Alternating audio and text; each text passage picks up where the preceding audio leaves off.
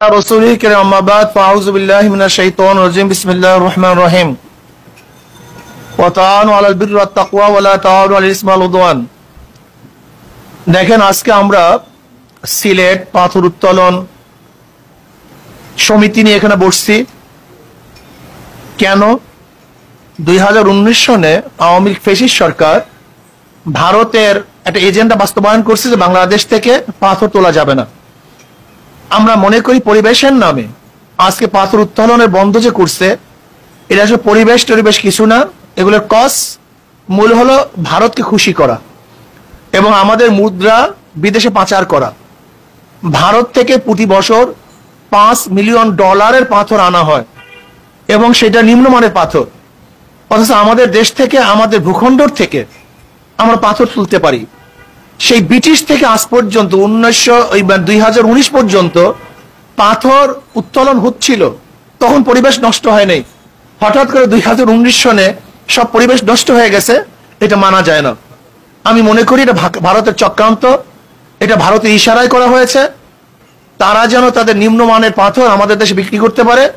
এর জন্য আমাদের পাথর তুলতে বাধা দিয়ে মাত্র তাদের ভিতর থেকে পাহাড় কেটে আমাদের দেশে পাথর তারা এক্সপোর্ট করতেছে, অথচ তাদের পাথরের পাহাড় কাটলে পরিবেশ নষ্ট হয় না, আর আমাদের নদীর থেকে পাথর তুললে পরিবেশ নষ্ট হবে কেন? বরং পাথর না তোলার কারণে পরিবেশ নষ্ট হয়ে গেছে। যেমন নদীগুলো ভরাট হয়ে গেছে, নদী ভরাট হওয়ার কারণে সেখানে বন্যা সৃষ্টি হচ্ছে।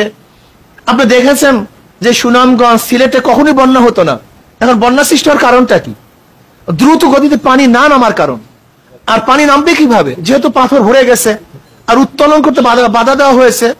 আমি মনে করি আমাদের দেশকে ডুবে মারার একটা চক্রান্ত চলতেছে। এটা শুধু পাথর উত্তোলন নিষেধ নয়, বরং প্রতি বছর যেন আমাদের দেশের মানুষ পানিতে ডুবে মরতে পারে তারও একটা ব্যবস্থা করা হয়েছে। কাজে এর থেকে আমরা পরিত্রাণ চাই। কোনো অবস্থাতেই পরিবেশের দোহাই দিয়ে আমাদের সম্পত্তিকে যারা বাধা দিবে এবং যারা আমাদেরকে ডুবিয়ে এবং চুবিয়ে মারার চেষ্টা করবে, এটা আমরা কোনো অবস্থাতে মানতে পারি না। আমি অন্তর্বর্তী সরকারকে বলবো, আপনি অচিরেই পাথর তোলার অনুমতি প্রদান করুন। আর যদি আপনি অনুমতি প্রদান না করেন তাহলে আমি মনে করব আপনিও ভারতের চাপে নতি স্বীকার করেছেন। যেহেতু এটা ভারত আমাদেরকে এই আইন করতে বাধ্য করেছে, এটা দেশি কোনো আইন হতে পারে না। দেশের লস করে, দেশের ধ্বংস করে, দেশকে ডুবিয়ে পরিবেশের দোহাই দিয়ে আজকে পাথর উত্তোলন বন্ধ করার আইন, এটা বাংলাদেশের স্বার্থ হতে পারে না, বরং এটা ভারতের স্বার্থই হতে পারে। এর জন্য আমি আমার যে সমস্ত ভাইয়েরা আছেন, আসুন আমরা সম্মিলিতভাবে আমাদের দেশীয় সম্পদ রক্ষা করার জন্য আমরা ইনশাআল্লাহ কাজ করব, কাঁধে কাঁধ মিলিয়ে কাজ করব। যদি আমরা কাঁধে কাঁধ মিলিয়ে কাজ করতে পারি তাহলে আমাদের দেশীয় সম্পদ রক্ষা হবে, পরিবেশ সুন্দর হবে এবং প্রতি বছর 5 বিলিয়ন ডলারের পাথর আমদানি করতে হবে না এবং প্রতি বছর পানিতে ডুবে মরতে হবে না এবং হাজার হাজার লক্ষ মানুষের কর্মসংস্থান হবে এবং আমাদের দরিদ্রতা মোচন হবে, আমাদের অর্থনৈতিক চাঙ্গা হবে। কাজে আল্লাহ আমাদের সবাইকে একই সাথে এই কাজগুলি করার তৌফিক দান করেন। আপনারা সবাই ভালো থাকবেন, আপনাদের সাথে আছি। আসসালামু আলাইকুম ওয়া রাহমাতুল্লাহ।